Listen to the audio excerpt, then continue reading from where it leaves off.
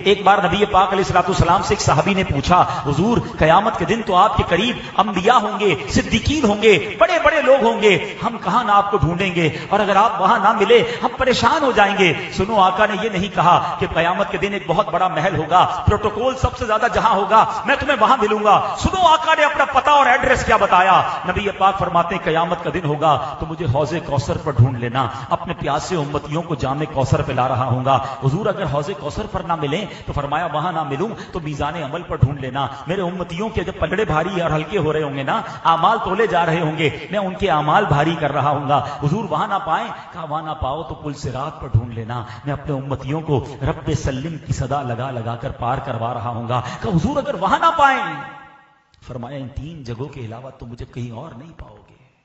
آئے ہائے، ذرا غور کرو، آقا کا کام قیامت کے دن بھی ہمیں یاد کرنا ہوگا، ہمیں ہی بچانا ہوگا۔ ہماری اصل میں اللہ کی رحمت یہ چاہتی ہے کہ میرے بندے مل کر رہیں، محبت سے رہیں، ہیں؟ کسی کو مسکرا کر دیکھو تو صدقہ ہے۔ مسلمان لڑائی نہ کریں، مسلمان جھگڑا نہ کریں، مسلمان ایک دوسرے کا خیال رکھیں، ہاتھ پکڑ کر رہیں۔ احادیث میں فرمایا گیا کہ مسلمان جو ہیں آپس میں عمارت کی طرح ہیں، جس طرح پہلی اینٹ دوسری اینٹ کو سپورٹ کرتی ہے، اس طرح مسلمان ایک دوسرے کو سپورٹ کرتے ہیں۔ مگر آج ایسا ماحول رہا نہیں ہے۔ آج بندہ کہتا ہے میرا بھلا ہو، اگلے کا بیڑا غرق ہوتا ہو تو ہو جائے۔ یہ شریعت نہیں ہے، یہ اسلام نہیں ہے۔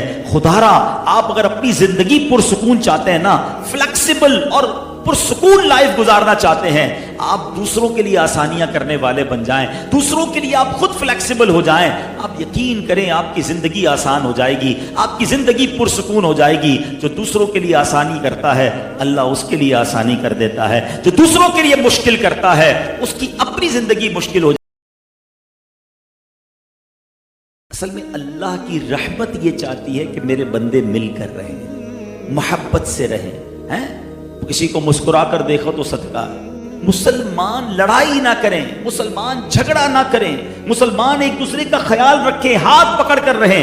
احادیث میں فرمایا گیا کہ مسلمان جو ہیں آپس میں عمارت کی طرح ہیں، جس طرح پہلی اینٹ دوسری اینٹ کو سپورٹ کرتی ہے، اس طرح مسلمان ایک دوسرے کو سپورٹ کرتے ہیں۔ مگر آج ایسا ماحول رہا نہیں ہے۔ آج بندہ کہتا ہے میرا بھلا ہو، اگلے کا بیڑا غرق ہوتا ہو تو ہو جائے۔ یہ شریعت نہیں ہے، یہ اسلام نہیں ہے۔ خدا را، آپ اگر اپنی زندگی پرسکون چاہتے ہیں نا، فلیکسیبل اور پرسکون لائف گزارنا چاہتے ہیں، آپ دوسروں کے لیے آسانیاں کرنے والے بن جائیں، دوسروں کے لیے آپ خود فلیکسیبل ہو جائیں، آپ یقین کریں آپ کی زندگی آسان ہو جائے گی، آپ کی زندگی پرسکون ہو جائے گی۔ جو دوسروں کے لیے آسانی کرتا ہے اللہ اس کے لیے آسانی کر دیتا ہے، جو دوسروں کے لیے مشکل کرتا ہے اس کی اپنی زندگی مشکل ہو جائے۔ ایک بار نبی پاک علیہ السلام سے ایک صحابی نے پوچھا، حضور قیامت کے دن تو آپ کے قریب انبیاء ہوں گے، صدیقین ہوں گے، بڑے بڑے لوگ ہوں گے، ہم کہاں نہ آپ کو ڈھونڈیں گے، اور اگر آپ وہاں نہ ملے ہم پریشان ہو جائیں گے۔ سنو، آقا نے یہ نہیں کہا کہ قیامت کے دن ایک بہت بڑا محل ہوگا، پروٹوکول سب سے زیادہ جہاں ہوگا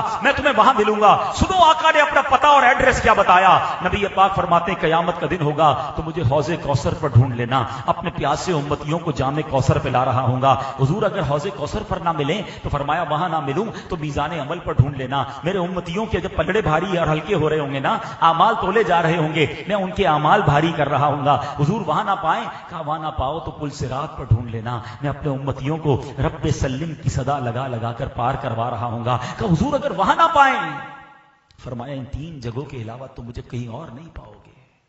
آئے ہائے، ذرا غور کرو، آقا کا کام قیامت کے دن بھی ہمیں یاد کرنا ہوگا، ہمیں ہی بچانا ہوگا۔ ہماری